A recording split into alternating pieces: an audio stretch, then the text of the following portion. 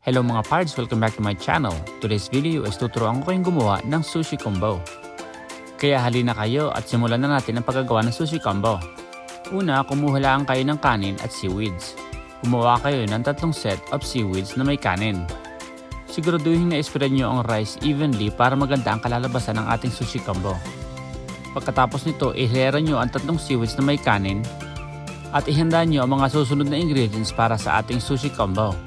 At pagkatapos nito, kumuha tayo ng long crab stick at ilagay natin ito sa 2 seaweeds na may kanin. At ang huling seaweeds na may kanin, ilagay natin naman ang crab salad para sa ating sushi combo.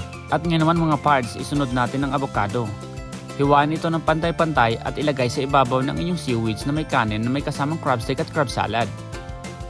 At siguraduhin nyo na maayos ang pagkakalagay ng avocado. Pagkatapos naman ito ay kukuha tayo ng cucumbers at ilagay ito na maayos at pantay-pantay. Nang sa ganoon, kapag hiniwa natin ang ating sushi combo ay maganda ang kalalabasan nito at hindi lalabas ang mga ingredients. Pagkatapos naman ito ay ating bilutin ito ng maayos, huwag tayo magmadali para maganda ang kahihinatnan. Kuhanin ang inyong bamboo mat at i-roll ito at i-form ng maayos. Kapag na-form nyo ng maayos, pagsamasamahin ang 3 ito at pagpantay-pantayin. Tapos saka natin ito hihiwain. Pagkatapos ito ilagay sa bandihado ng dahan-dahan at isusunod natin dito ang paglalagay ng salsa, fried onions at chili powder. At ito magiging itsura niya pagkatapos natin siyang hiwain. Ngayon naman isunod natin ang spicy mayo. Then, isusunod natin ang sweet sauce. Ilagay natin ang sweet sauce sa gitna.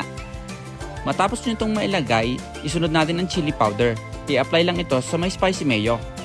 At huli sa lahat, i-apply natin ang fried onions, ilagay ito sa gitna. I-distribute ito ng maayos nang maganda ang kalalabasan ng inyong sushi combo. At ito na nga ang ating sushi combo. Naway may natutunan kayo hanggang sa muli mga kapards.